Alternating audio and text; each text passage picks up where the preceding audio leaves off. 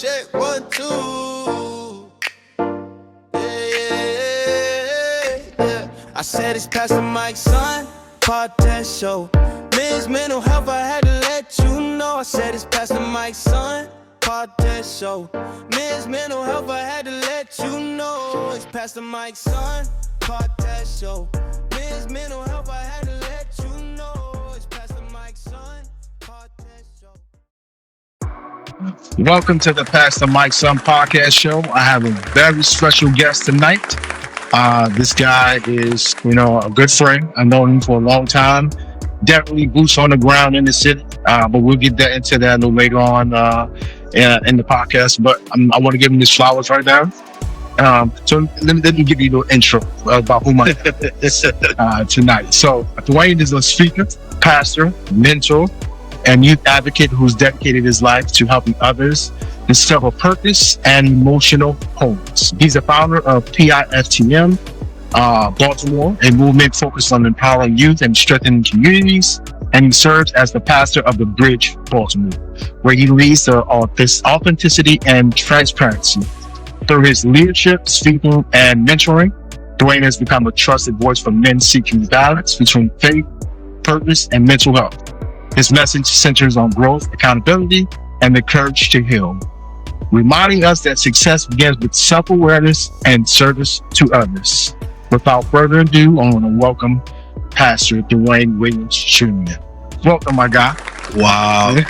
Welcome, my guy. Wow. I gotta give you your flowers. Let me clap it up there. Now, Burn. Yes, sir. man, I'm grateful, man. Thank you for having me. You know how much I love you and your family. Yeah. We'll probably talk a little bit about that, but just you are indeed a real friend and a brother. And I don't say that lightly because I think oftentimes people think that family is just blood. Mm-hmm. Family is far more than blood. It is people that you will encounter in your life that will step in and be help, resource, problem solving, conflict resolution for you. And that, my friend, you are. I appreciate that, brother. I appreciate that. Absolutely. All right, so before we jump right in, I want to let everybody know, please subscribe, share, and like. We want to grow. We focus on men's mental health within the Pass the Mic Son podcast. And we also want to touch on some other topics, but our main is focused on men's mental health.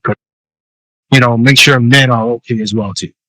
For sure. Yes, sir. All right, so let's jump right in, brother. Sure. All right, so let's go back to your background, your origins, right? Mm. So you grew up in East Baltimore. I did. Lost your father when you were 15. Correct me if I'm wrong. Oh, man, you on it. And then you went on to be a 3-sport athlete in high school. Mm-hmm. Looking back, how did those early experiences, loss, athletics, community, shape your identity as a young man and what you need today? Well, that's a wonderful question, but I think I got to start here. Okay. Right. I want to throw in that I was very naive to it. I want to make sure that I specifically say that I grew up in a strict Christian household. Okay.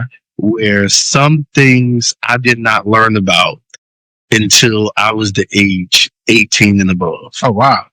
I didn't know that. That's okay. If I'm honest, I didn't lose my virginity until I was 18. Okay.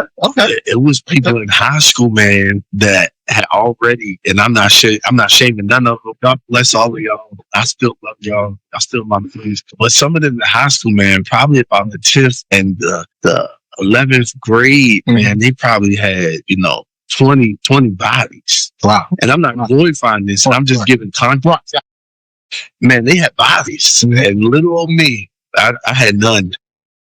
I had one when I turned 18. So then that's it.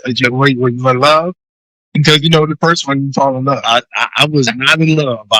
I was just trying to. You're right. Hallelujah. You're right. Besides, never. Yeah, I mean, so I was scared, man. Like I want to give credence to my mother, and that's why sometimes I have a problem with what society does to parenting in this modern day context, trying to take authority away from parents, because I was scared. Yeah. I was scared of my mother that, like, in a good way, in a healthy way, that if like, what? I'm about to go do what? Nah, I don't even want Sister Ramona rolling up on me like that. Right. Talking about that. My sister, my baby sister, she was the daredevil. Not me. I waited till I got 18, and then I waited till I got 20 to really be like, all right, mom, back up off me. I'm a grown man, but I was scared, man. And then I'm not gonna lie, Trey did such a great job at scaring me. Oh yeah, it would do that. Yeah, around that time, because it was like, if you do this, you can do this. I remember one time they had a class in church that was going over diseases. I was like, nah, I don't need that to me. I'm good. I'm gonna hold out. So, I just want to emphasize that I grew up in that type of environment, with growing up and getting certain worldly knowledge, and we'll get into it. I made some decisions, but that strict environment, going to church where they were heavily involved in community. A shout out to my home church that reared and raised me, the Tabernacle Church of Baltimore, city in South Baltimore. They taught us community. They taught us relationship with Christ. And so I'm grateful between my mother and my church. That's how I was able to get a love for community, as well as get a love for just being authentically myself. Right. Because, in my home church, man, you didn't get a chance to preach because you was, the pastor's son or grandson. Right. You earned that. Right. And you earned it by serving first. And let me be clear what the serving was. It was nasty serving. Like not this cute stuff where you just come to church, you show up for Bible study, you keep coming to Sunday morning service, and the pastor keeps saying you being faithful. No. I was taking trash out. I was cleaning bathrooms. So I'm grateful for that start because I appreciate things more, but that kind of stuff shaped me. And then losing my father really shaped me, because we're talking about a 15-year-old boy with a impressionable mind. My mom being solid, my father being in the household up until I was 12. Their relationship goes on the rocks. That marriage is on the rocks. He passes away. And I didn't really have that real guidance of a man to say, hey, this is how you do this. And this is how you do that. And this is how you do this. So I really had to go find people that could teach me along the way. Right.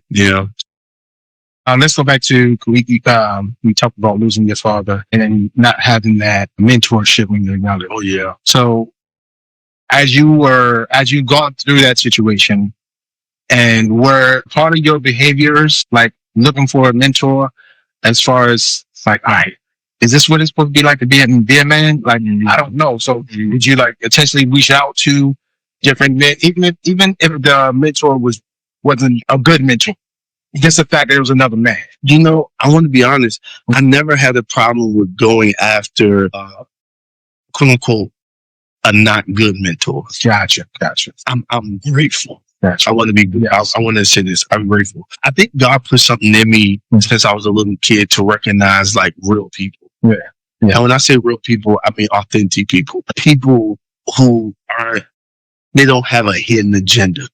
I believe God just put that in me as a kid. I believe that. So anytime that I kind of found myself crawling up underneath the arms of a man, he was a solid dude. You understand? Yeah. He wasn't on no pedophilia. He wasn't on no weird stuff. Right. He was straight up a man teaching me, man things that would help me grow as a young man, and really teaching me, about life. I remember one of my greatest mentors, Anthony Prison, who's over in another state right now. But I remember one time, man, he gave me a beating because I drove the car. He was teaching me how to drive, and I drove the car on the curb the wrong way. And he came in, and I was shocked because I was a teenager, man. Right. But what he was showing me was, it didn't matter. If I'm going to be in your life, I got to discipline. That's right. The best way that I know how to, because I need you to be, sufficient. Right. Now I got to be honest. In the process of losing my father and mentorship, I got to be honest that the anger was present. Absolutely. It was present. So let me ask you, was that anger towards God, or was that anger towards? I was angry at God. I was angry at my father. for a long time because I felt like my dad had sickle cell anemia. Yeah. In the latter years of his life, he started using drugs. And thanks be unto God, he gave his life back to Christ before he passed. Thanks, my mama led him along with my associate pastor at the time at Fifth Avenue, led him back to Christ. And you know, man, I was angry at both because for me, I'm like, hold on, my mother serves you. Furthermore, she makes me and my sister serve you. Can I also tell you this? While I was mad, because we've been transparent tonight. When my dad died, we got his what they call like SSI, Social Security. And my mother would make us tithe off of that. Oh, why didn't you was high off of that? I was high because I said we didn't work. This was given to us. You gotta honor God. And I'm like, and I'm mad because I'm like, well, wait a second. God, you could have healed my father. You could have gave him to me a little longer. Yeah. Right. So that I could have proper male mentorship. Yeah. Right. Growing up in life. So I was angry at both of them. And I remember one day, I have a couple of sets of godparents, but one of my godmothers is a fiery preacher. She came to my home church and she wasn't my godmother at the time. She kind of took me underneath her wing after this, gave me a prophetic word and said, the word said, you know, you wanted a father figure, but he says, I'm going to be a father to you if you lean into me. And at that moment, I started the healing journey to kind of trusting God. That doesn't mean that throughout my years of growing up that I kind of reverted back sometimes to like, you know, I don't really care because if you care, but I promise you, turn his right hand up to God. Every time I found myself trying to walk away, he would allow something major to happen in my life to make sure I stayed in the gate. Right. You understand what I'm saying? Right. Absolutely. Yeah. So at 15, you lost your father and you were heavily in the church. You know, you said at 18, that's when you started kind of finding yourself. Now, around this time, were you heavy in the word or as knowing God for yourself, or were you still learning? I'm still learning. Yeah. I couldn't even say that I was 7. I'm going to say this. At 18, 19, I was still probably leaning into my parents' faith, my mama's faith. Gotcha. Because, man, she ain't playing no kind of games. You know what? I don't think I've met your mom. Oh, trust me. I need to meet your mom. You do. And when you shake her hand, you'll be like, oh, this like Jesus' second cousin. This what you. And she don't carry it like that. She don't. When friends from high school see that, oh my God, that's your mom. I'm probably the most rowdiest one in my immediate family. My sisters are chill. My brother is chill. Nah, not me. I'm loud. Right? Mom's is chill, but she's serious. And I'm gonna be honest, if I didn't believe in Jesus for no other reason, it's because of the relationship that I've seen my mother have with Jesus. I'm talking about, I can't even give her story, but I'm talking about, I know he's real. Yeah. Because of their relationship. Yeah. All right. So you're 18, you said you're still leaning on your mother's knowledge of God. Absolutely. And I have a little bit, but I'm in between. Right. So you're getting ready to graduate high school. Graduating high school, did you know what you want to do at that time as far as your career-wise? Only one thing. An athlete. There was only one thing. I played high school football. Okay. I played high school basketball. And I played high school baseball. Baseball, I wasn't a good hitter. I was a great. And let's get on base. And I'm gonna run the base because I was fast. And I was slim. You know, I ran like a 4.4, right? And I could hit those bases. So my speed was my catch 22 in baseball. Now football and basketball a little bit better, right? Especially football. I want to be an athlete. Elementary school was like, yeah, I want to be a police. High school was like, nah, I'm trying to go to the league. I'm trying to get to the league because I thought it was cool. It was like, to get to the league, you get the money.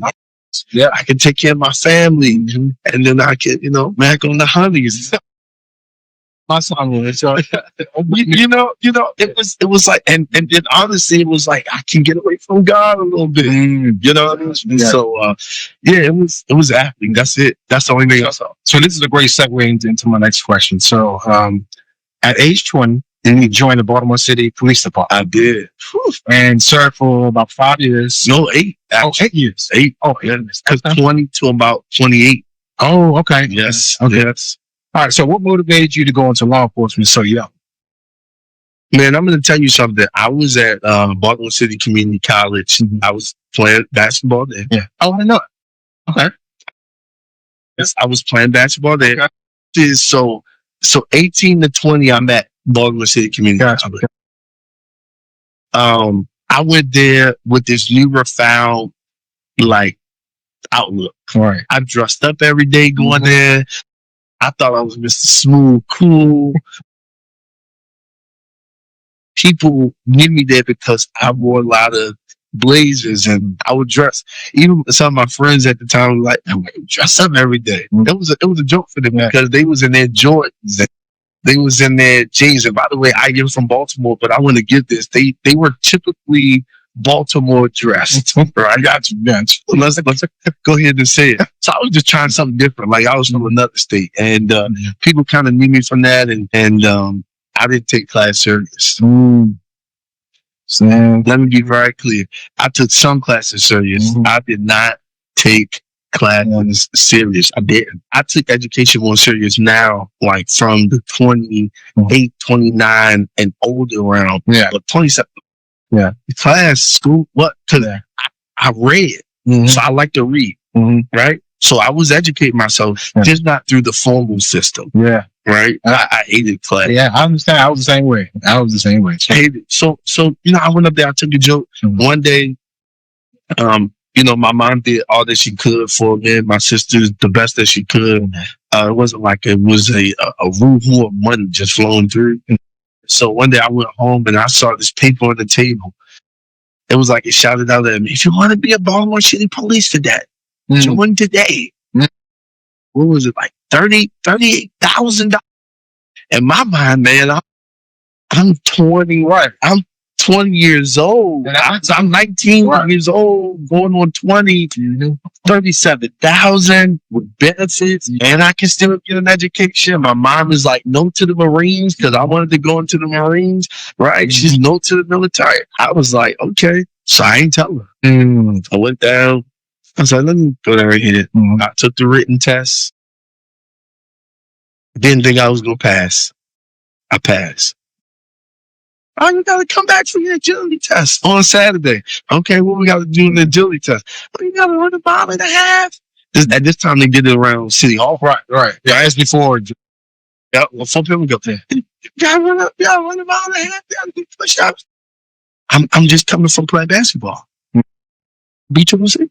So you know what kind of shape I'm in. Right. That's me. I was right. Yeah. I was like, it was I wasn't even saying that. I want them to see my cockiness a little bit. Right. But I was like, what? Okay. They're like, "Oh, can you come Saturday?" I'm here. I'm in there. Hit the mile and a half. I'm like probably top 2 that finish, like first. They're like, "Okay, check the box. You in." Get the call. "Hey, come down and get your uniforms." Wow. I didn't tell my mom. I go down, pick them up. I come home, big old trash bag full of khaki pants and a blue shirt. They're like, "Hey, yeah, man, I got a job. I'm working for the Baltimore City Police Department." She's like, "What?" So that's how that came about. And I went there. I was a cadet for a long time. I worked in the office until I became like 29 months. And then I was the youngest guy in my academy class. Oh, wow. Youngest, I'm 20 and 9 months. Everybody else is at least 21, maybe 22 and above. I'm 20 and 9 months. So how did that, because you're 20 years old, making $38,000, how did that boost your confidence and health? Can nobody tell you nothing? No. Nah, man, actually, but and then I was in top shape. I was in the best shape of my life.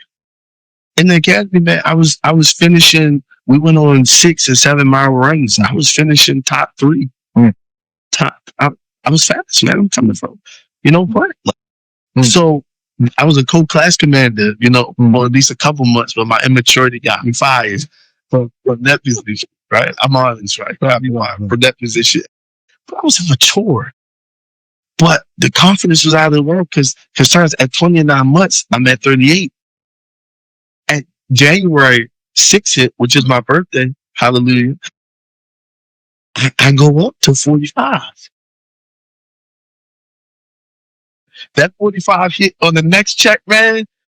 I was like, man, I'm the man. Right. So let me ask you this, because when I first started working for the Bone Mechanic Detention Center, because I'm about to ask you about what was your real moment. It was like, oh yeah, this real. My real moment was my first week when I started, and I was in charge of the section, and then they put me in the section. Then I heard that door that click. I was like, oh, it's real. This is it. Yeah, this is real. This is real. Let me get myself together. I had a lot of those. So let me tell you something. So what was that moment for you? So then I told you I was naive. Yeah. It wasn't until police land that I really became knowledgeable. Yeah. To a lot of things in that career. I mean, in a lot of things. Really. Right. All right. Right. And I'm gonna be honest with you, man. It became real. I think it was one day when they gave me the keys to my own car. Somebody took off on me, and they had a gun. And then I said, I signed up. Right. Am I supposed to chase it? I mean, I chased him. He threw it. It's like when I saw it, I was like, oh, this battle. What you going to do? You know what I mean? Yeah. And it became real to me. And, I had to kind of start looking at that from a different perspective. If I'm honest, there was days that I went out there full of confidence and days that I went out there scared, man, because you're talking about this life and death. There's life and death. Absolutely. One thing. You can look the wrong way in the situation and someone on top of you. It's life and death. So it became real. Yeah, absolutely. As you gain your confidence, you're making $45,000. As a young man. So, how is your faith at that point? Is it still? Is it were you kind of fading away? Yes, sir. Let's talk about that. Perfect question. Absolutely. Absolutely. Because you know what, T? For men, sometimes when we start achieving our natural goals, we forget the God that brought us there. There you go. My pastor, Bishop Brian Knight, he always tells me something that I think is interesting. He said, if you ask a man to choose between his dreams and goals and possibly a woman that he's in love with, he's going to choose his dreams and goals. And, that is so profound because it's kind of what we do to God, right? We use him when we down. We call upon him when we down. We summon him when we down. Prayer life be on 10,000 when we down. But when we up, we don't know. Yep, we don't have that same energy.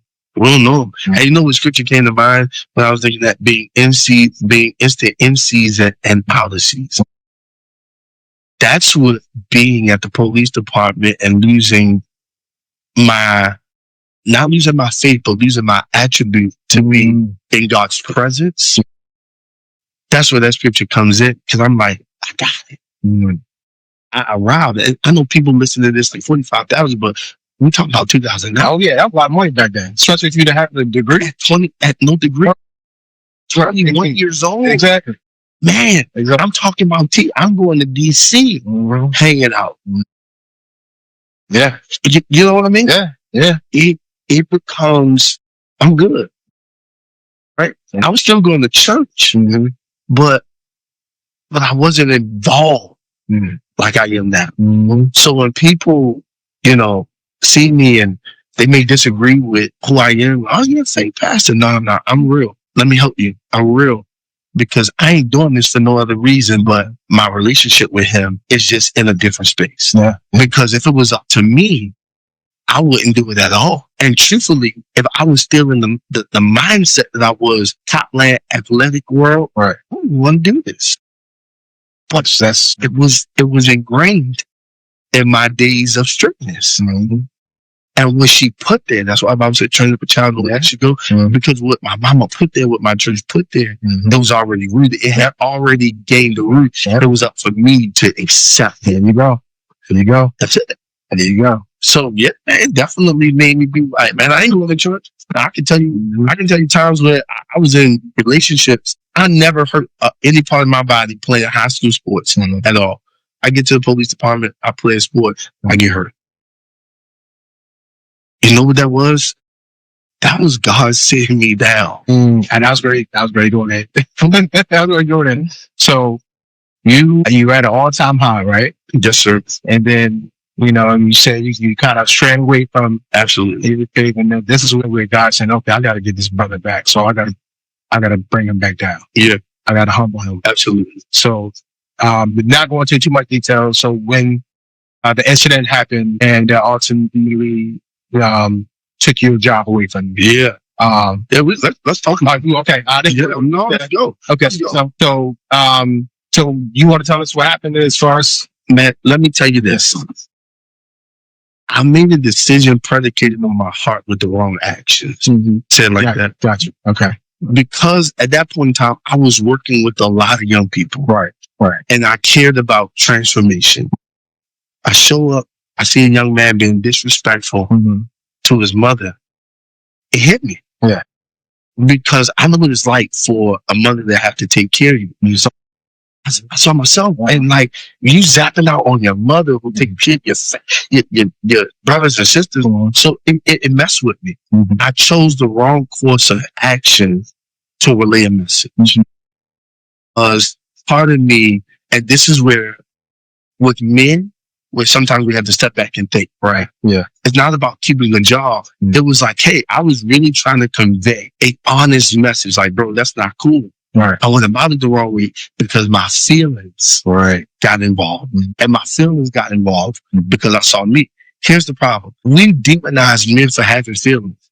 Oh, feelings. Oh, yeah. Not wrong. Oh, yeah. How we handle those feelings are wrong. Right. Do you know just that situation in itself, man, people want to give me awards. People try to put a red eye tag on me. And you know what's amazing to me, Terrance?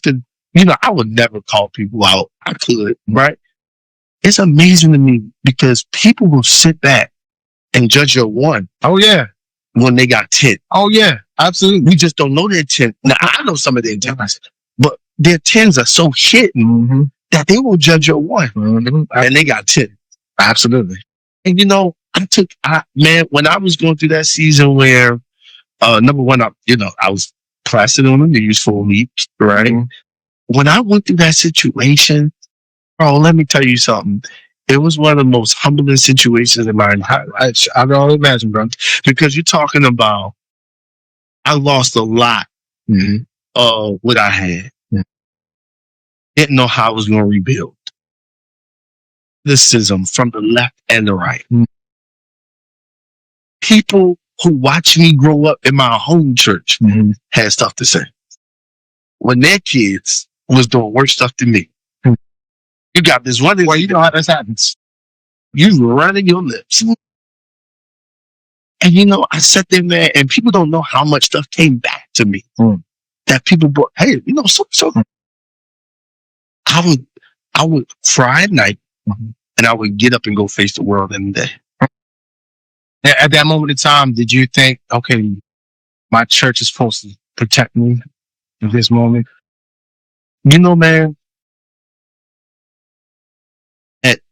at that point in time, I believe I was in transition. Okay. In ministries. And I will give credit that when I got to Abundant Harvest, where I had the pleasure of working with your sons and your children, they protected me. They did. People call them, oh, I don't know if you should protect me.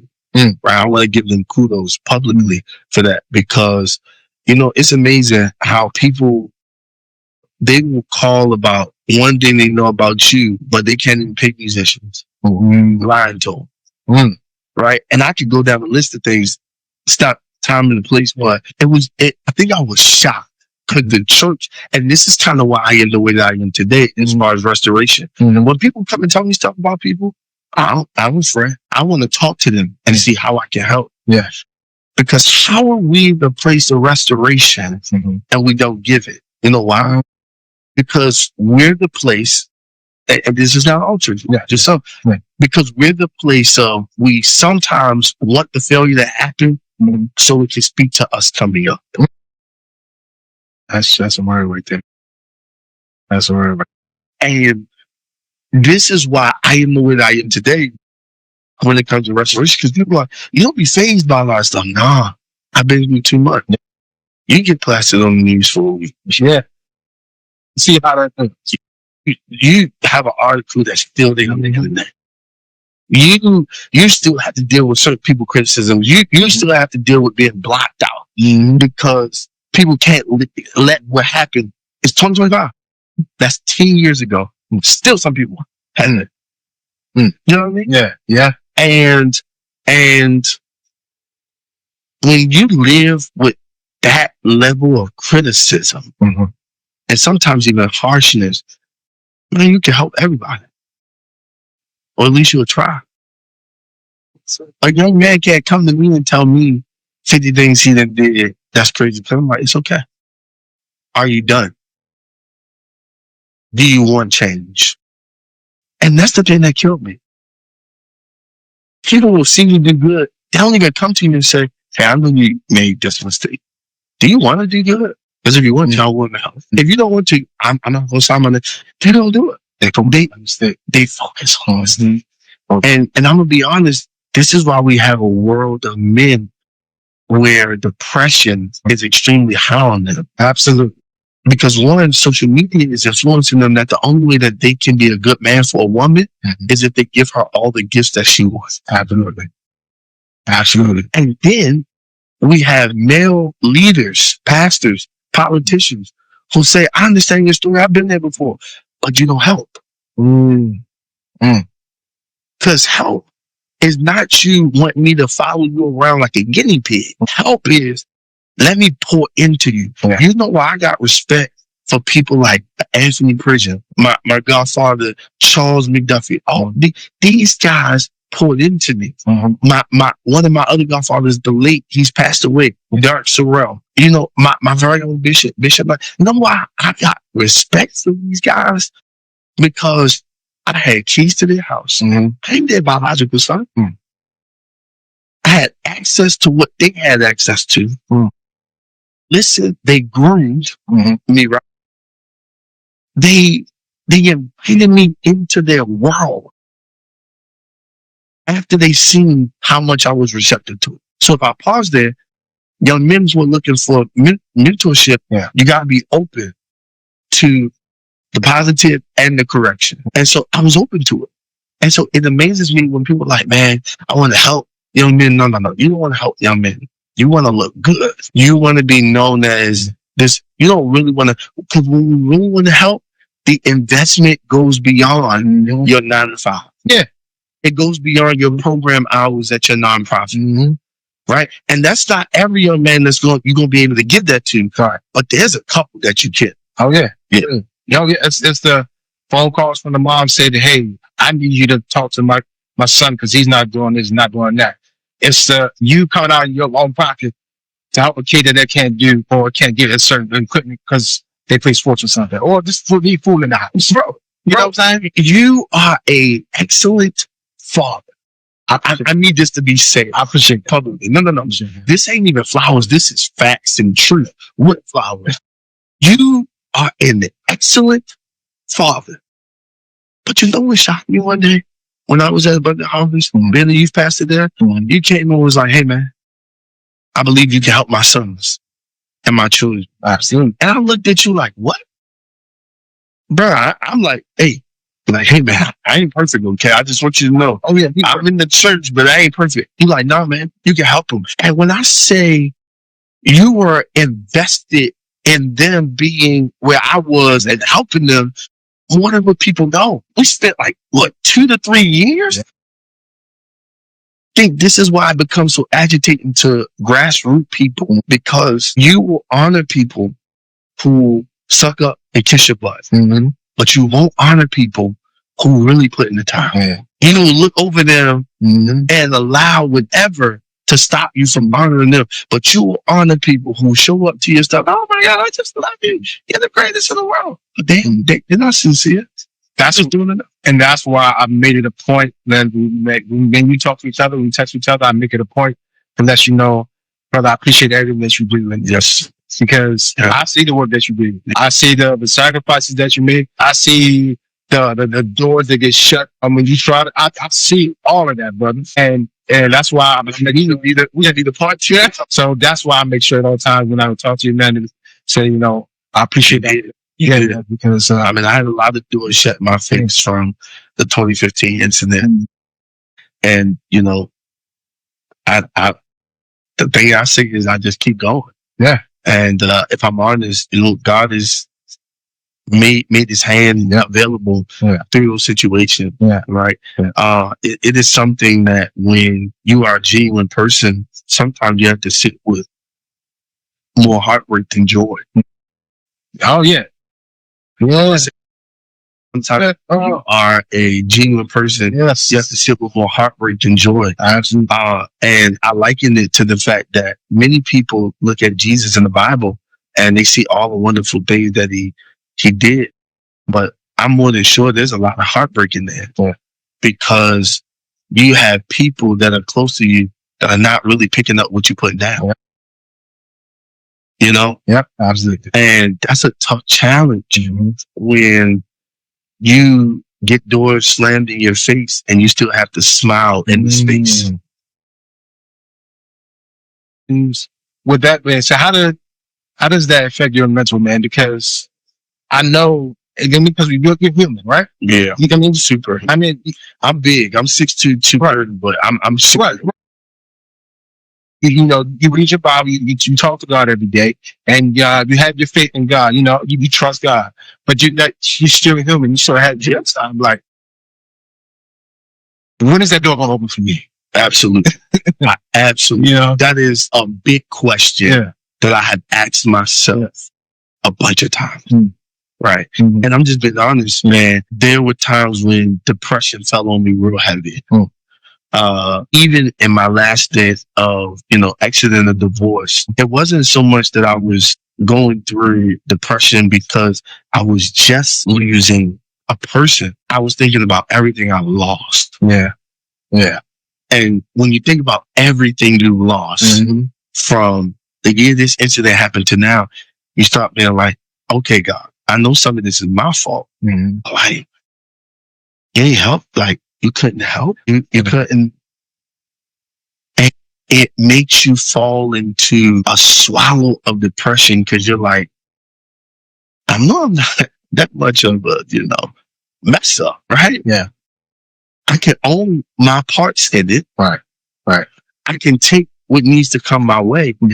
But thank God. Because the kicker is, if I wasn't getting blessed and the enemy that I know is nasty wasn't getting blessed, sometimes I'll be okay. But when I know they nasty, mean, perverted, manipulative, and they with it, I'm like, something's wrong with this picture. Yeah.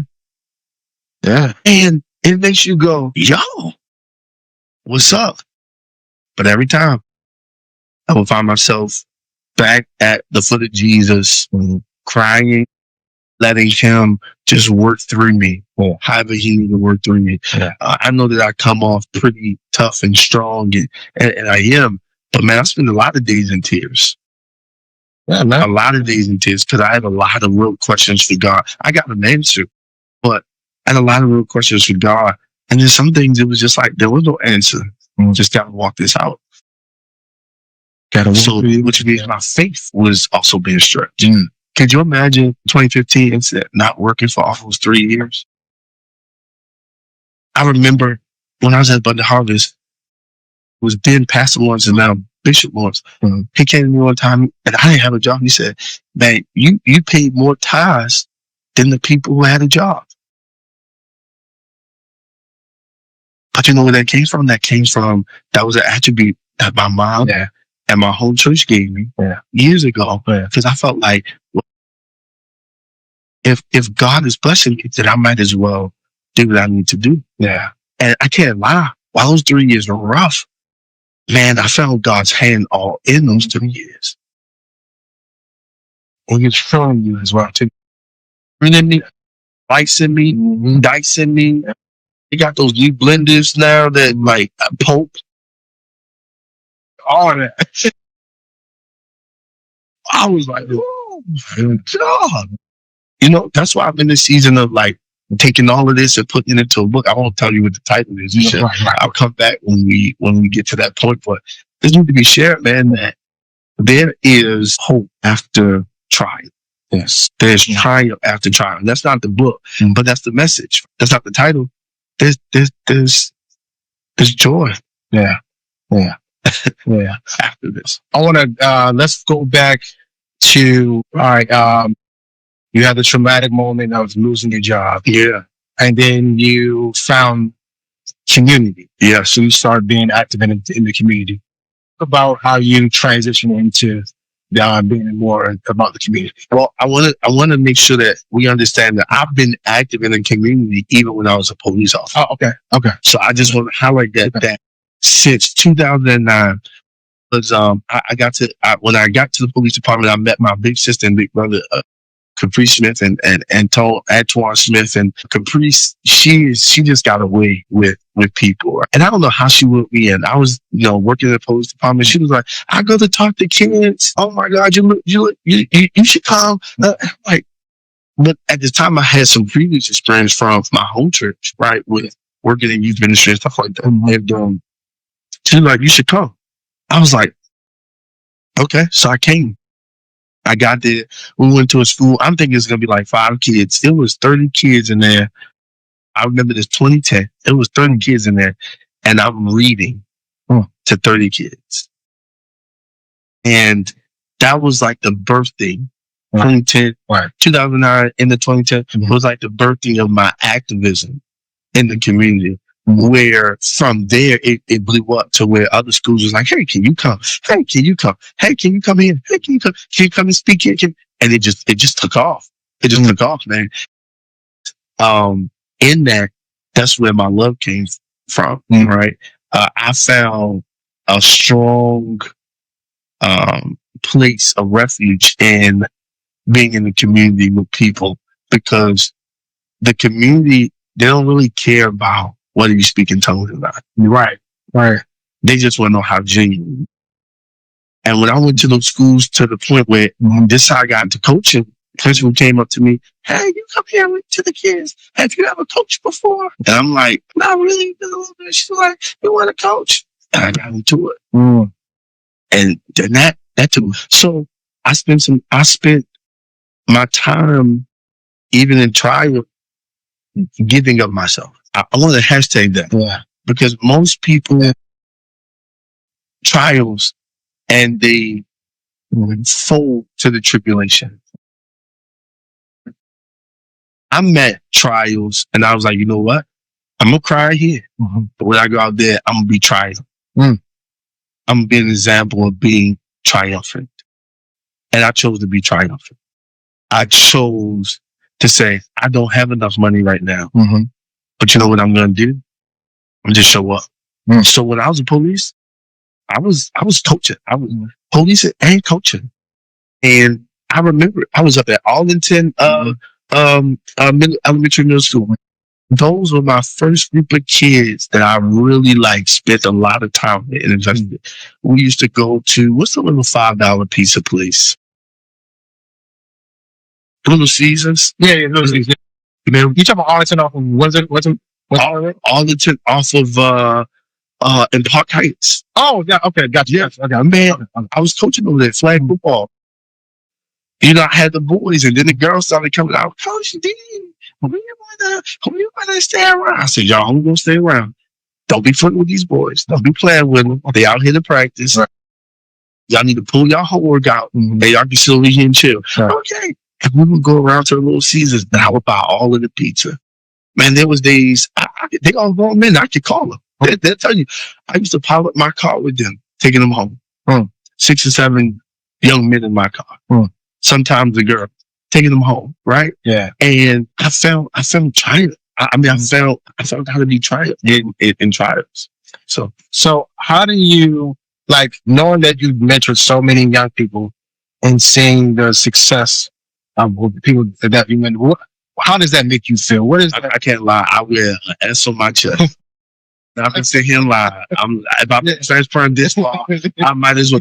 No, it makes me feel amazing. But you know what it tells me? If I was ever given the opportunity in the bigger space, I could do it bigger. And I don't speak that from a place of arrogance. I speak that from a place of who I know God created me to be. Right. You understand what I'm saying? Sometimes I wonder, is it the enemy or is it me? Right? Is it the inner? Is it the inner me or is it the inner me? So I wrestle with that sometimes because I know that given the right opportunity, I could help transform our young adults and youth. Yeah. Right? Because there's a little bit left in my tank to help them see not just themselves, but see the God that wants them to be who he's called them to be. There's so many agendas in the world that spill out to our young people to tell them who to be. But I feel like we should give them a chance to be who they need to be, who God has called them to be. And, man, I mean, yeah, I wear S on my chest, man, because literally I can proudly say that many of them are doing something. Man, I go to supermarkets, drive to supermarkets, walk to supermarkets, and I come across one of them. I came across one that I was at a school with. He was working at, I think the movie theater or something. He was like, Coach D. And I was like, what's up, man? Right? And please hear me. I'm not the only one. There are other people in this city and in this world that do great jobs. But we're just talking about my story, right? He's like, Coach D, what's up, man? Oh, no, Sam's. He was at Sam's. He was like, Coach, what's up? He was like, what's up? What you been up to? Man, he said, Coach, I'm not going to lie. Thank you.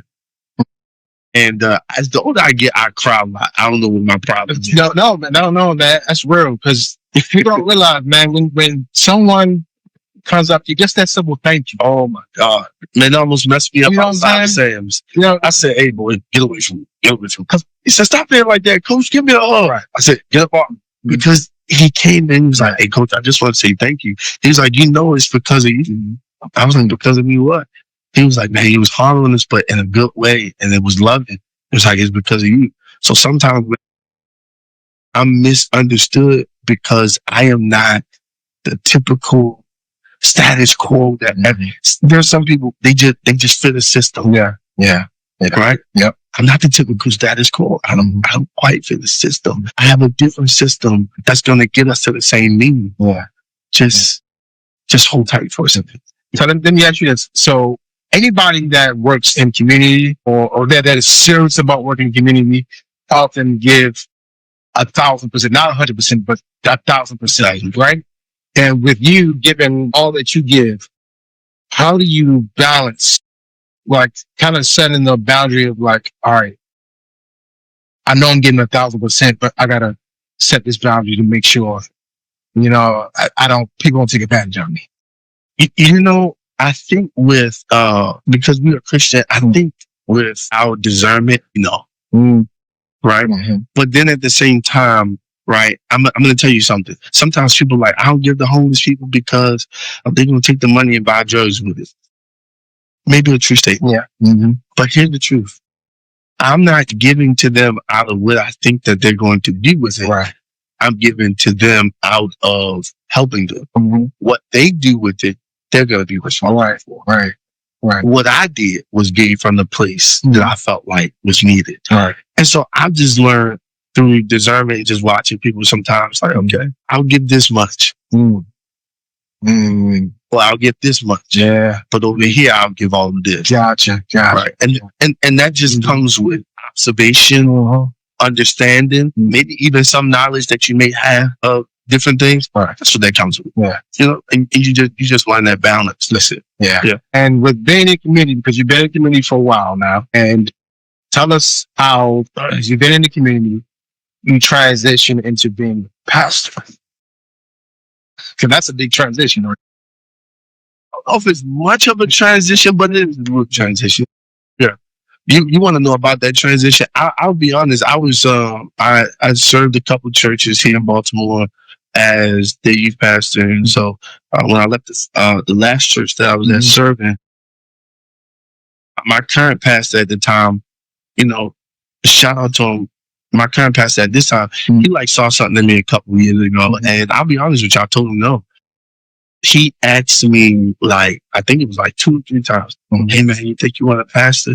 I was like, "Nah, I'm good." Because one, I didn't want the scrutiny of that. Because the first thing you do something when you mess up, oh yeah, hey, he a pastor, and he a pastor, and he a pastor, and he a pastor. And man, I was getting ready to say something, man, but I had to catch myself. Because you know, people kill me that he a pastor and like you refuse to lose weight. I mean, help me understand. Like, you know, okay, we both working on something here. Yeah. You don't want to lose weight. I'm a pastor. I did something wrong. Okay, I get it, right? And I'm not saying that as a casual, as a caveat to be casual over it, because one thing that I do well is I own what I do wrong. Yeah. Right? I take it. I feel remorse for it. I work it out with God. Work it out with proper wisdom around me. Yeah. But like, it's amazing because that's what people do. I hear pastors. I didn't want that scrutiny because people, they only see the title and they forget that you are a man. Yeah. Yeah. They forget that you are a person. Oh yeah. I'm not in the title because I stepped up and said, "Give it to me." I'm in the title because that's what God called me to. Yeah. Right? Yep. Right. And that's what they forget. So how did you balance not falling in the trap? Because, you know, a lot of people, like you said, people glorify pastors and put them on a pedestal up here. They glorify presidents. Yeah. Yes. Yeah. And sometimes pastors get trapped and like get caught up in the glorification of being a pastor. Yeah. So tell me how you balance not getting caught up in that. I stay transparent.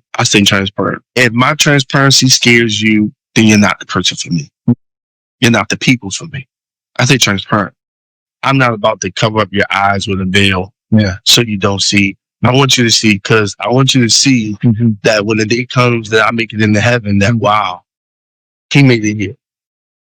And if I made it there, I want you to know that's why you shouldn't judge people. Yeah. That's why you should let people work things out. Yeah. That's why you give grace to people. It doesn't mean that you can't hold people accountable.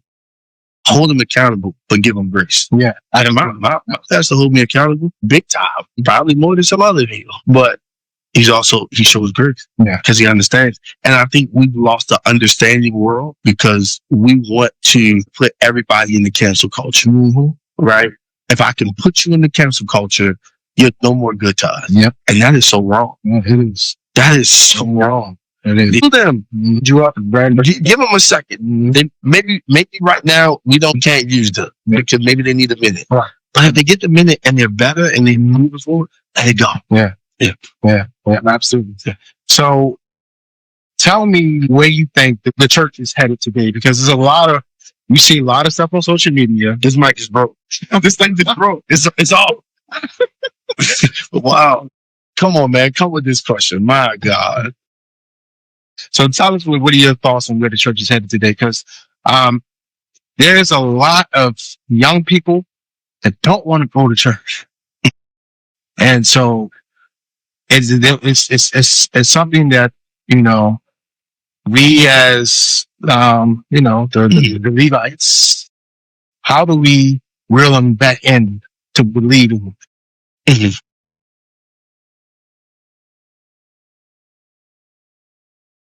Man, take your time with rough. Take your time. I have to, because it's a chief-holy situation. Yeah. All right. The Bible says that in the last days will become, that word men is gender neutral. They will become lovers of themselves. Yeah. So the first part to this, and it's the first part, it's an A and a B. The first part, A and B. A is there are a lot of people who are lovers of themselves. and they don't want anything that holds them in accountability, right? Yep. Not everybody. Some don't want the accountability of not doing this or not doing that, right? You can't do this, you can't do that. And, the church shouldn't take that personal because people treat natural laws like that. It's a stop sign there. Yeah. People run it. Yeah. It's a red light. People run it all the time, right? Because laws make people want to break them. Yeah. Openness make people strong, right? They call it freedom or liberty, but it's really not freedom or liberty. It's lawlessness, right? So the first part is there are some people who just don't want accountability in a way that grows them beyond their, for lack of better words, their thinking, their average thinking. Yeah. They want to just do whatever they want to do. Right. Right. But then the B part is the church, we got to be honest. We messed up sometimes. Yeah. We messed up sometimes, and we did not step up and take ownership, nor did we step up and apologize. And part of the problem is a church will say, "But that ain't my church." No, but we're one body. So let's apologize, so that we can possibly get some people back. A great man and mentor in the city, Dr. Kevin Daniels, said one time, he said, "We just need a day of atonement." The church, where we apologize. I think that we have not apologized for some of this stuff. There are some people that called it God, but it was really your flesh. Wow. There's some people who called it the Holy Spirit, but it was really just the way you thought. Just apologize. That's it. It might not heal everything, but it can at least start to something. You know what I'm saying? Yeah, absolutely. Right? I had to go to my ex-wife. Hey, apologize. It's not you. That was me. She may not ever talk to me again. She may not ever be cordial again. But I had to own what was me. Yeah. We don't have enough people that own who they, because everybody's trying to live this, I'm perfect. And let me go here. And some people are trying to live, I'm an introvert. No, you sneaky. Not sneaky. You're not in the word, you sneaky. There's some people that are introvert. Yeah, no, some of these introverts. That's why I love when people are like, "Hey, loud, I am." You see me coming, so you already know who I am. Right. No, you are introvert because you're sneaky. That's a good one. You understand what I'm saying? And so, I want to make sure, and a lot of people can be sneaky too, just for the record. But I just want to make sure that we apologize. Where's the church headed? I think the church has been headed where they've always been headed, but we need to change. They've been headed at doing good services. Everybody wants a praise track, a chant, a clip track, but then nobody wants to sit with people and really disciple them. Can I tell you what I think teaching is really quickly? This goes into a segue what I'm talking about. When we teach people, and I'm not talking about open up the Bible and still do a sermon at Bible study. When I say teach, I'm talking about, we got financial problems in our church. Not bringing in somebody to do a seminar because everybody ain't ready to open up in that way. Maybe we need to host a class where if you're going to bring somebody in, where they could really teach a person how to manage a budget. Now, let me be fair to the church. Let me be fair to the church, the ecclesia, the building, right? The people. If you don't come for that training, you can no longer blame the pastor. That's on you now. Because they offered it. He or she offered it. Now it's up to you to take it. You understand what I'm saying? Right. And so I feel like we're in a balance because we have some people that are teaching and really trying to grow people. And then there's some people who just really just try to do services. Yeah. Right. Yeah. Like, let me go here. Let me go here while I'm here. Yeah. Why we celebrating your birthday at church? Let your family celebrate you. I can understand pastoral and I can understand church. Pastoral anniversary, yes, it is about me because I'm a pastor. But church anniversary ought to be about the people that serve with you every freaking Sunday. Every day they get up and they give their time. It's to be about the people, not about you. That's good. That's good. It's about you because you want to keep being high and lifted up. And then about you. It's about the members that give their time every week, that come to your meetings every week, that support your vision. And I know before you go there, times more on God, it do. But if they close their hand, then what? So we gotta stop with having people celebrate us in a way just because we're the pastors. Yes, they should honor us and respect us, but sometimes we gotta honor them too. Absolutely. So when we are in the church, we're in the middle, man.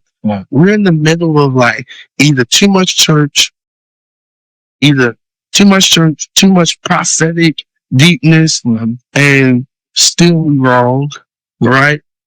Or we just over here trying to figure it out. And I think that I can't say that I have all the answers, or I can't say that I have all the remedies, but I think we gotta find a fine balance to lift people up spiritually, to operate in our spiritual giftings, but also be practical about some things.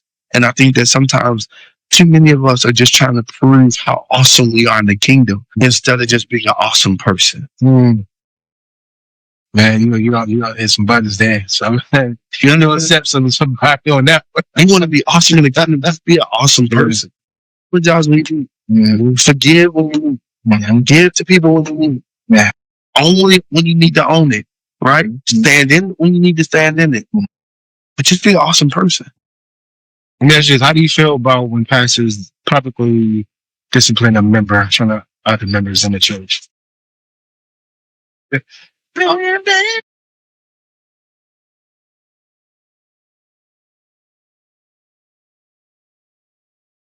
You know, I think everything is done in decency and order, right? If I come to your house and you ask me to take off my shoes at the door, I should take off my shoes at the door.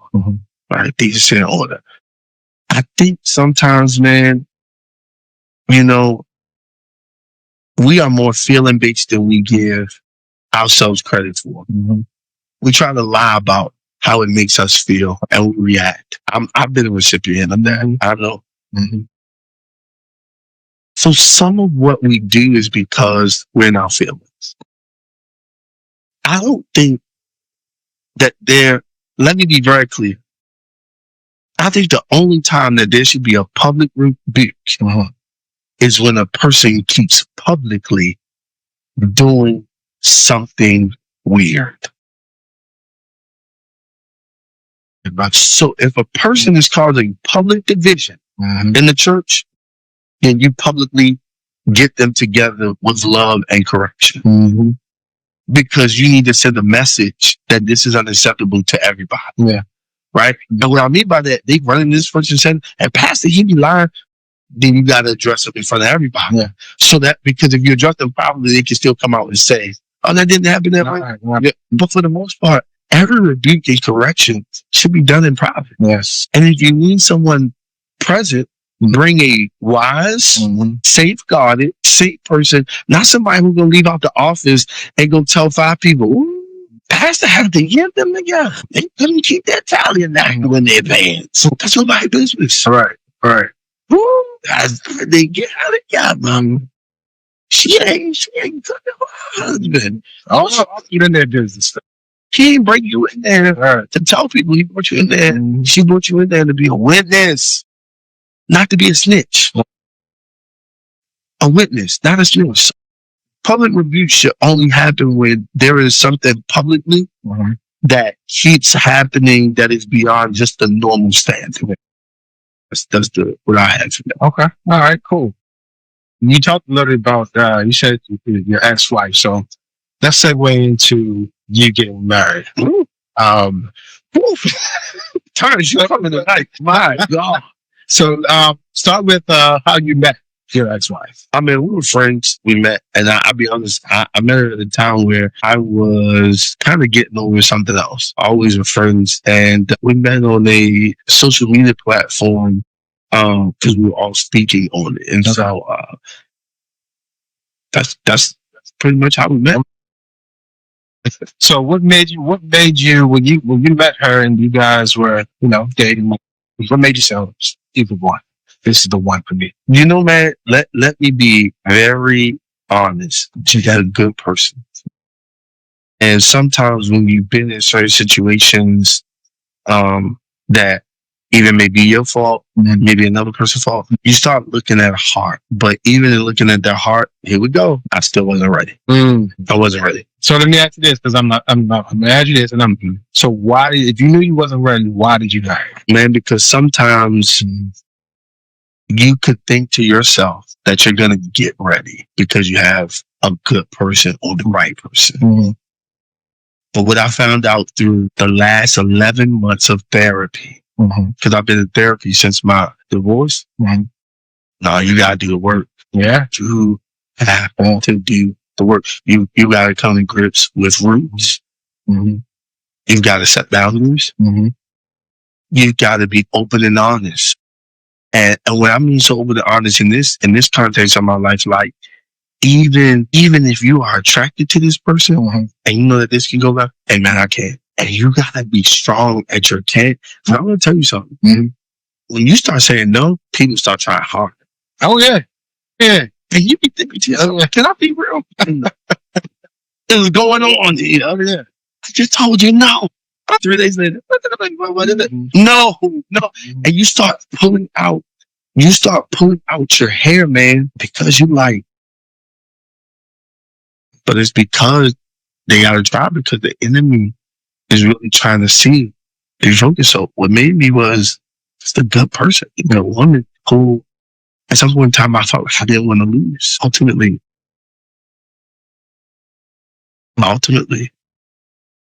So let me ask you this. So when you were at that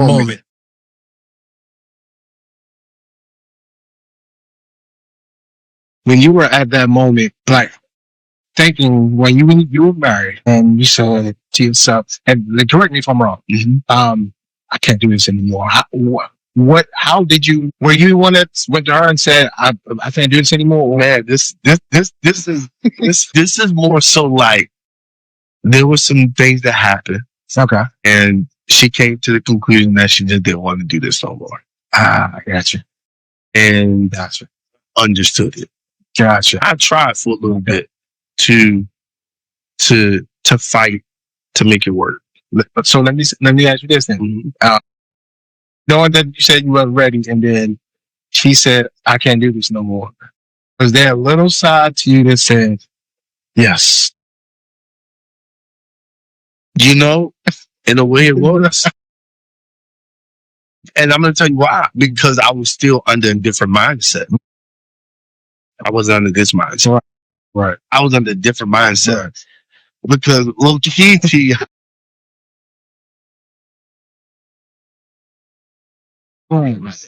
yeah. And then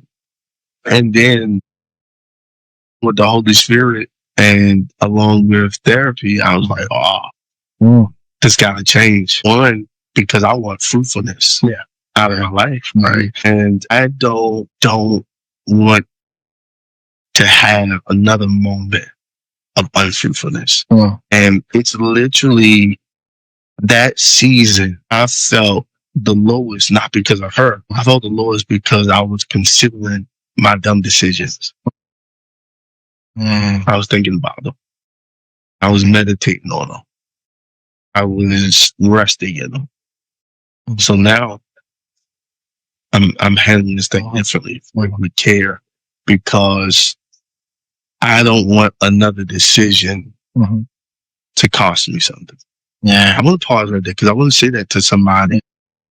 At some point in time, I know you may have made some decisions right now that just wasn't good. I get you. If there's anybody that gets you, I get you. Maybe somebody else don't. Don't let another decision cost you purpose and destiny. Right? I know you're not perfect. But at some point in time, it's not about you being perfect. It's about you living in your full potential. And that's where I'm at. That's good. That's good. That's good. So, you're in therapy. So you were in therapy while you were married as well, too? While I was going through the divorce. While you were through the divorce. Oh, okay. It's a singular therapy. Okay. Yes. Okay. Okay. Well, and also I talk to the brothers about therapy, because a lot of brothers see therapy as, I don't need therapy. I'm not crazy. Yeah. It's not about being crazy. It's about getting that help. I understand it's about processing what you feel, sometimes what you think, because sometimes we can think something that has been passed down to us from generation to generation and think that is right because it is the manliest thing to do. I'm going to tell you now, and I know there's this thing going around where women are calling men sassy, right? And I hate that. I despise it. Me too, man. And I'm going to tell you why I despise it, because the theory behind it is a man can't talk back. Right. And I think that's so false and wrong. Yeah. Because you tell us that we are not with you emotional intelligence. But the minute we start having a conversation, now hear me, I don't believe you have to yell at a woman, scream at a woman, talk to her greasy, put her down. But any woman that doesn't let a man speak about what he feels, I question you. I question you as a woman if you want a man or a robot. Because a woman who wants a man, you got to be able to hear him. Yeah. Yep. He's not a robot. Yep. He's not a quiet, docile individual that sits back and says nothing, or only says something when you feel like he should say something. Yeah. That's a robot. Anytime you look at leadership in the Bible, men always spoke vision, they spoke life, because the truth is the first nurturer that ever existed was Adam. Yeah. Eve wasn't present when God said, this is your garden. What do you say do to it? Take care of it. That's the first nurturer. But we've allowed cultural and societal norms to tell us that a nurturer is only a woman. Man is only supposed to pay the bills. Show me that in the Bible. You can't, because God looked at Adam. Adam never asked for Eve. God looked at Adam and said, you need Eve. What was he really saying? It wasn't about him just saying you need a woman. He was saying, I need a team. I need a team, because where two or three are gathered, what happens? More things. One person can fight, that's good. Thank you. But a team can make other people. That's why Michael, Kobe, LeBron, they're all great. Yes, they can get a bucket. Yes, they can score, but they don't win if they don't have four other people, because they can't score and stop the ball. You need a team. The message wasn't about man being greater than woman or woman being greater than man. It was about God saying, hey, Adam needs help nurturing this garden. So I'm going to give him somebody that can help him, because I need y'all to be team. And too many people look at relationships from a selfish lens. We don't like to compromise. We don't want to compromise. And here's the truth. And we want what we want, how we want it, when we want it. And don't let us have a piece of influence. Oh yeah. It's over. That's right. Because when we get a piece of influence, I'm the it factor. I'm not the it factor. You're a team. Yep. And speaking of that, I hate this, and I know it's just social media. I know, but I hate this in our culture. The black woman against the black man. The black men hate black women, and vice versa. Yeah. And it killed me to see this on social media, because no other culture does that. No other culture does that. And it hurts my heart to see that. And this is what my kids grow up. This is what my kids are going like. You know what the problem is? It does hurt my heart too, but you know what the problem is? It's two people talking and not enough listening. And it is women making valid points. Absolutely. It is men making valid points. Absolutely. But everybody's trying to combat each other's point instead of saying, okay, I hear that. Let us work on that. I hear that. Let us work on that. And vice versa. Y'all hear us. Work on this. No, y'all wrong, because no. Two things can be right. Yeah, absolutely. But what are we going to do solution wise to come into that? That part. I'm not going to get too deep in that one. I think that's a whole other. Yeah, that's another 2 hours an hour. But tell me something as a child into adulthood that you've learned that you had to unlearn to be and when you got older, it's like, you know what? I gotta learn this. Yeah. Yeah. I gotta learn what love was. Many people think that love is a feeling solely. It's more. Yeah, you're right about that. It's way more than that. It's Right. It's It's a feeling. Oh my God. They give me goosebumps. No. Love is responsibility. Yes, it is. This is why I go back to it. I know everybody's not a Bible reader, but I do. Here it is. Love is patient. Love is kind. Love keeps no records of wrong. I ingrained that on my heart now because when I deal with people, regardless of if I like what they do or not, I gotta remember that love has a responsibility. And it's a way to hold somebody accountable, even tell somebody you're upset about something without castrating them. Yeah. Absolutely. You understand? Absolutely. And I think that I had to unlearn it because I realized that many people don't know how to give love from that high. That's a high level of responsibility. Yep.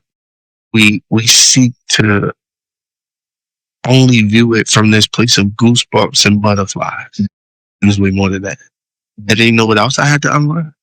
I had to unlearn spiritually that there are a lot of people in the church that will run around speaking tongues. Interpersonally, they suck. Oh yeah, there's a lot of them. They suck. There's a lot of them. And what I had to learn was this form of godliness that the Bible talks about. We think that it's just about, a person sinning. There are some people who have a form of godliness because, they say probably never sins, but they don't operate in the fruit of the Spirit.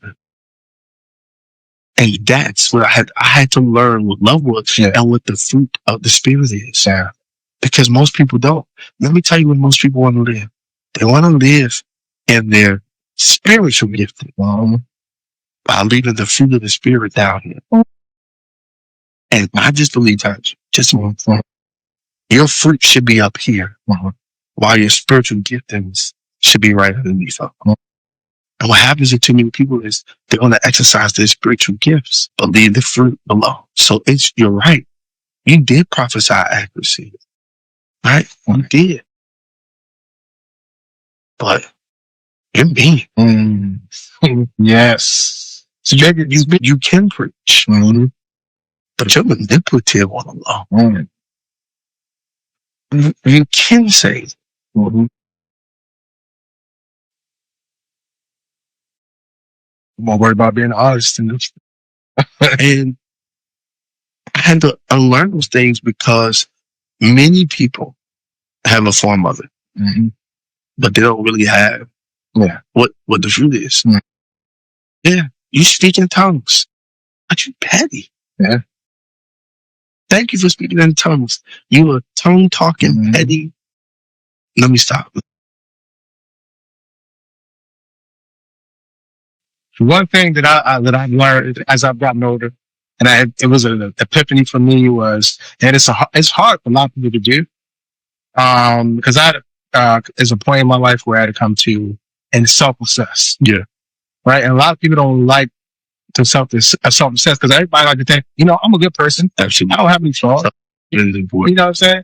So then I self-assess, and I'm like, that's not good. I need to fix this. I need to fix that. Man. I need to fix this. Same thing. Right. Yeah. So when was that time where you had to self-assess and be like, you know what? I don't like who Duane is right now. Every year. If you don't assess every year, and I'm not talking about once a year, I'm talking about every month, you should be self-assessing. Yeah. When something major happens in your life, you should self-assess. Yeah. You should be self-assessing as much as you need to in a year. Because there's no way you go 12 months and don't find something about you that you need to look at. Right. That's the real problem right there, Terrance. Errors are only made to see the perfected us. That's what people think. Mirrors are also made to see the imperfected us. Yeah. The problem with most people is they only bring the mirrors out to see the hair done, the shape up, the eyelashes, the makeup, the nice shoes. They bring it out to see what they are hiding underneath of their clothes. Yeah. They bring it out to see the perfected version of them. Yeah. But really, the mirror should be brought out in the quiet time of your life. That's why sometimes I like to take long drives by myself. Because it's kind of where I start talking to God and I start reflecting about what has happened in the month or the week or whatever. And it's where I'm like, okay, I'm going to work on this a little bit better. Yeah. Right? You don't have to always announce to people you're working on something. Yeah. People don't govern your life. God does. Yeah. Right? You just need to practice it without them even knowing it. Yeah. And I think you should self-assess a lot. Mm-hmm. Absolutely. Now, can I throw a caveat in there? Yeah, what? Sometimes you can self-assess but not be willing and ready to change. Oh, yeah. I'm there too. Oh, yeah. I self-assessed. I knew that it was wrong, but I wasn't ready. Right? Yeah. And so you have to do self-assessment with also being honest, like, am I ready to change? Right. Am I ready to move? Yeah, absolutely. Good. I appreciate that. Now, before we wrap up tonight, tell us what you got going on right now, because I know you got a lot going on. Let the chairs right back and shit. Yeah. Man, so really, I do have a lot. I have a Monday night Bible study that I do in person. We're gonna move it to person and virtual soon. Okay. Because I want to be able to help. And I'm not teaching sermons. I'm actually teaching the Bible. We're walking through the understanding of what the book of Genesis is, what the book of Exodus is, what the book of Leviticus is. And I'm giving notes on what that book is so that they can go back for homework and read as many chapters of that book that they can. Right. Why? Because let me give you history, let me give you language, let me give you understanding. So when you go back and read it, you can have much more context. Yeah. Right. Why was it established? What does it mean? Where is it? Old, New Testament. Why is it in Old? So that's what our Bible study is. Okay. Right. We're literally studying what the different books are. Yeah. Why? Okay. So that's going on Monday nights. You can find that on my social media. Then the biggest thing that I love, and I took a couple breaks within 10 years, only 2 breaks. But for the last 10 years, we've been putting on a tailor-made Christmas, meaning we raise funds to help families in need of Christmas. And we call it tailor-made because we can easily hit the Salvation Army up and get a bunch of toys. It's a little impersonal. Yeah. We want it to feel personal. Yeah. Right? Down to the point where we wrap all the families, we wrap each kid and each family in a different wrapping paper, right? And put their names on it. So we want them to feel special. Right. Because we don't know when they might ever feel this way again. All right. Yeah. So we can create a moment that's lasting in their mind that when they grow up and become something that they're like, wow, I remember when somebody did that for me. Now I'm in a position else. We're raising about 5,000. We touched into it a little bit, but we need some help. And I am hoping that individuals, I know that we're in a sensitive climate right now with so many things happening around us. And so I'm not pulling on people like I used to. Yeah. But I know God's met us in prior years. I know that He'll meet us again. My prayer is that maybe somebody listening to this would see what this is and invest and pray about it and ask God. And so that's what we are. That's what I got going. Then of course, man, I'm just continuously, people call, hey, come speak to my kids and this groups. I'm always open to that. I know. You still coaching too, right? I'm not coaching right now. I've paused coaching for the time being. Amen. I paused it.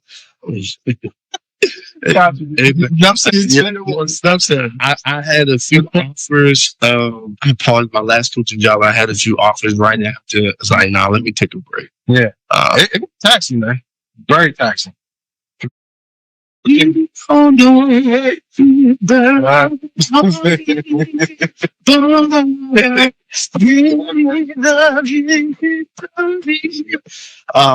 yes, people only knew It's a lot.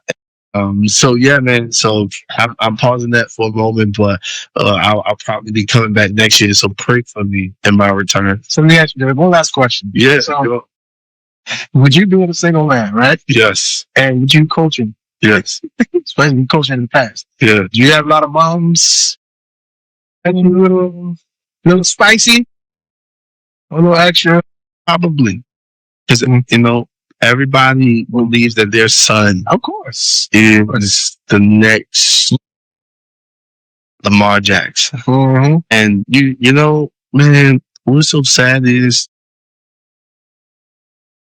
you can have a heart to want to see their child like really get better, but they don't see that. Oh yeah. Because I want what I want right now because I know it lives inside of me, right? Yep. And I think that's the difference in me. I love process.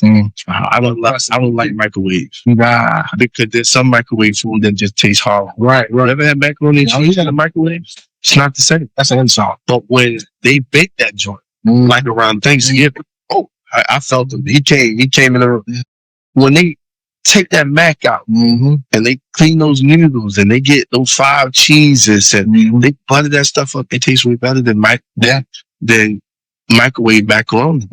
And I'm just old school in that regards that I believe in process. And sometimes you're dealing with people who they want to get to the quick. Yeah. They don't believe in process. Yeah. Yeah. They want to get to the quick. So. Yeah, I definitely understand that. I've been cussed out while coaching the game at the same time. So been there, done that. So I understand. Yeah. I thank God that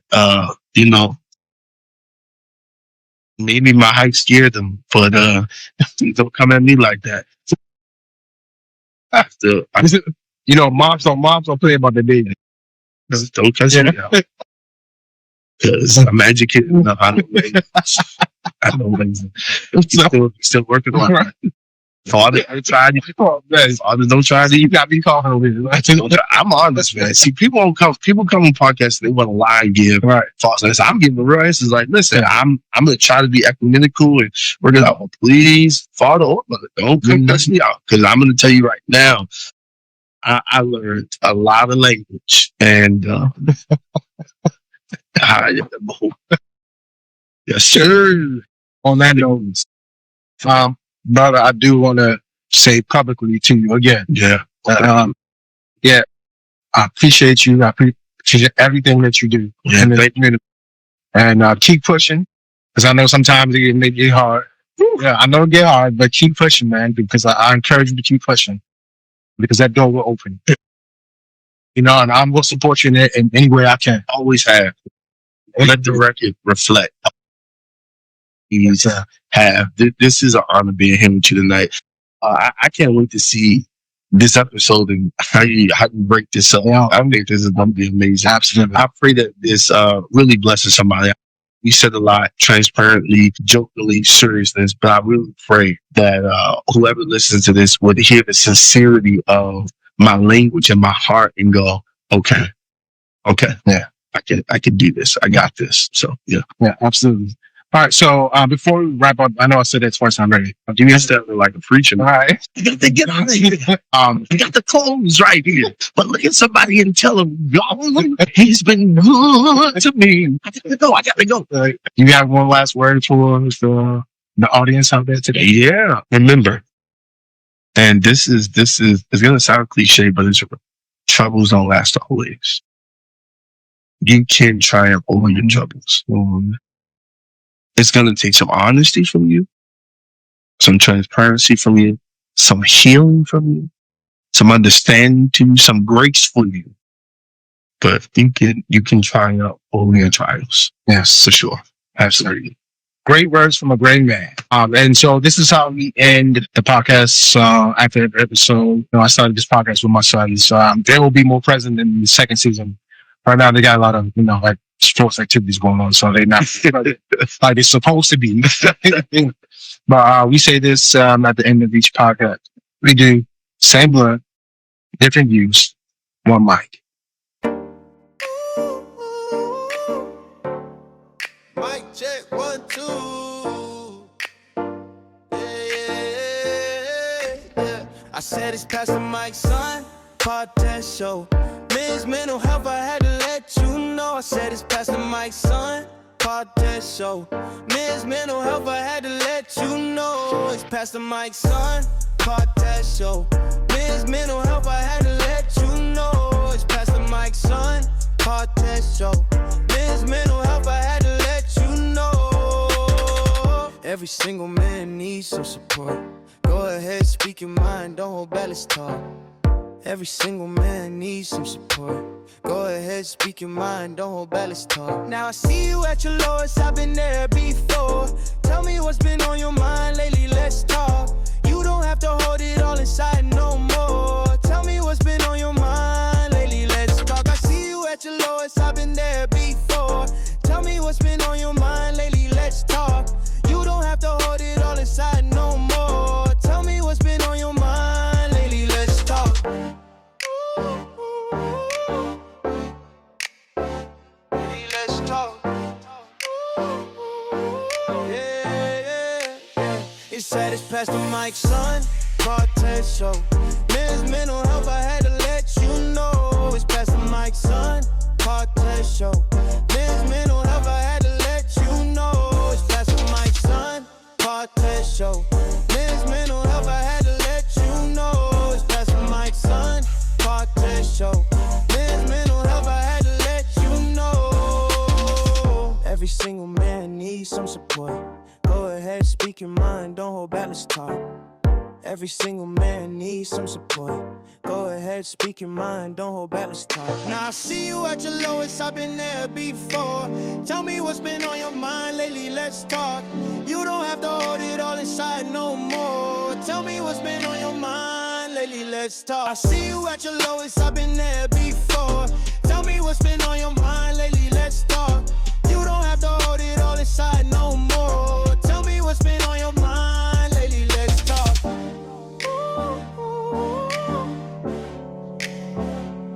Let's talk. Yeah, I said it's Pastor Mike.